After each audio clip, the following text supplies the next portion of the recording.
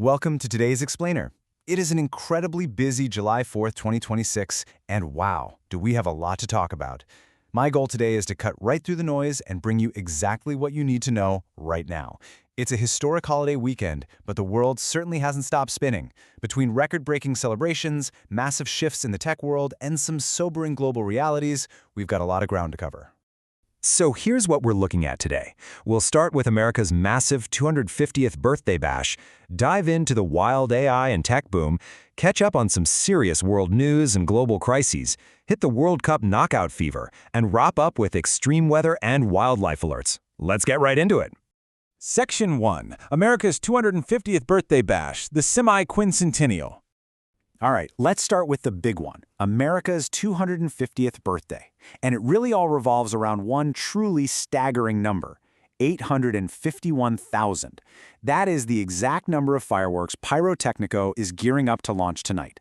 This isn't just your standard 4th of July show, folks. These are going to be fired from 10 different sites all across Washington, D.C., including 8 barges out on the Potomac River and the Lincoln Memorial Reflecting Pool.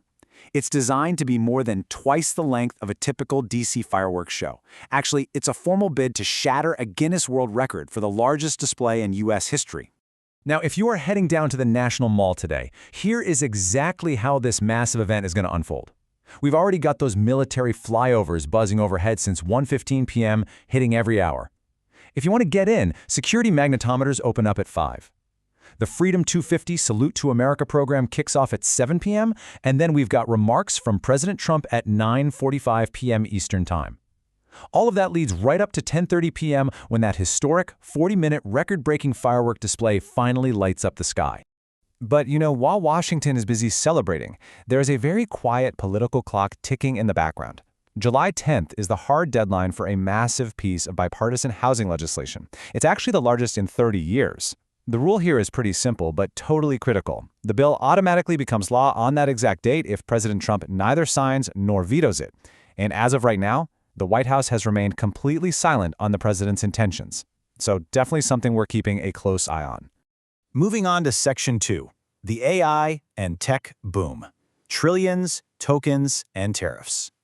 Pivoting over to the fast-paced business world, the tech sector is honestly seeing some historic financial movements this week.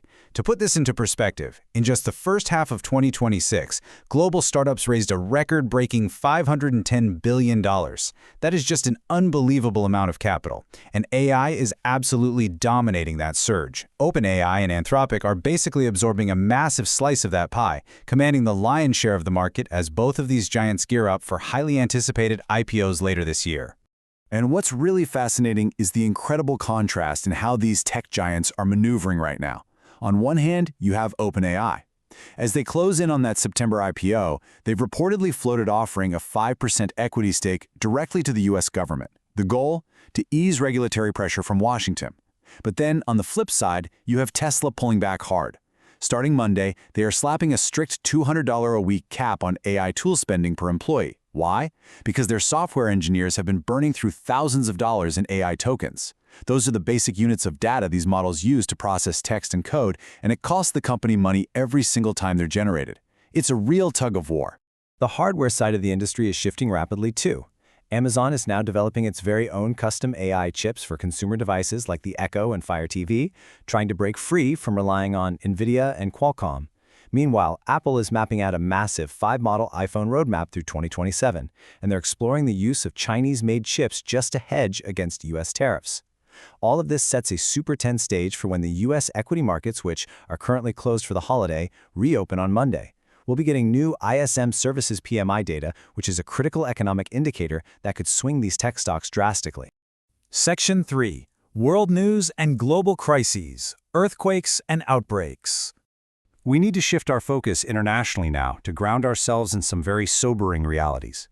Tragically, the confirmed death toll has now surpassed 2,000 from last week's devastating twin earthquakes near Caracas, Venezuela.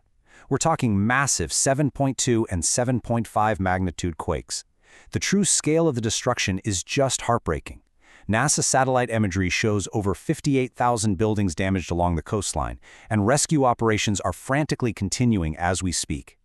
Alongside that earthquake recovery, international health officials are battling an escalating crisis in the Democratic Republic of Congo. The Ebola outbreak death toll has now surpassed 300, and the World Health Organization is formally warning of a regional spread because clinics in Ituri are critically overwhelmed. On a completely different global stage, geopolitics and sports collided on Friday. Following a penalty shootout victory over Australia down in Dallas, Egypt's head coach waved a Palestinian flag on the pitch. That gesture drew immediate international reaction and is currently under official review by FIFA. Section 4. World Cup Knockout Fever, Records and Rivalries. Speaking of the World Cup, the tournament's round of 16 kicks off today on Independence Day. And wow, the holiday weekend is absolutely packed with crucial matchups. You might want to grab a screenshot of this schedule. Today features Canada making their knockout round debut against Morocco in Houston, followed by upset kings Paraguay taking on France in Philly. Sunday brings us Brazil versus Norway, plus a massive Mexico versus England clash. And then Monday night at 8 p.m. Eastern, the U.S. men's national team faces Belgium in Seattle to fight for a quarterfinal spot. Oh, and Folarin Balogun has been officially cleared to play for the U.S., which is a huge deal. Now, if you're wondering just how much the U.S. is paying attention to this tournament, try 24 million people. That's the staggering audience that tuned in for the USMNT's 2-0 win over Bosnia on Wednesday. According to Nielsen ratings, that makes it the most-watched U.S. soccer match of the 2026 World Cup so far. It is an absolutely massive win for the broadcasters and for the sports growth here at home. And look, you simply cannot talk about soccer without mentioning Lionel Messi. It's impossible. On Friday, in a totally dramatic 3-2 extra-time thriller against Cape Verde, Messi netted his 20th career World Cup goal. I mean, the guy is unstoppable. This extends his incredible consecutive scoring streak to 8 games and puts him right in the lead for the Golden Boot. Argentina survives to fight another day, and they'll be facing Egypt next on July 7th. Section 5. Extreme Weather and Wildlife, Holiday Hazards. Finally, if you are traveling or just celebrating outdoors this weekend, please pay attention because there are active hazards stretching across the entire country that you need to be aware of. First off, a dangerous heat dome is baking the U.S. right now. Dallas-Fort Worth just hit its first 100-degree day of the summer with a heat index of 105. That extreme heat is also gripping the Ohio Valley and Mid-Atlantic. Meanwhile, in Kentucky, devastating flooding has tragically killed at least 4 people, and there's still more rain on the way. We're also tracking severe thunderstorms with damaging winds threatening July 4th events all across the East Coast. Oh, and a quick wildlife safety reminder for the record crowds visiting our national parks this weekend. A 12-year-old was unfortunately injured by a bison at Yellowstone, which prompted some urgent warnings from the National Park Service.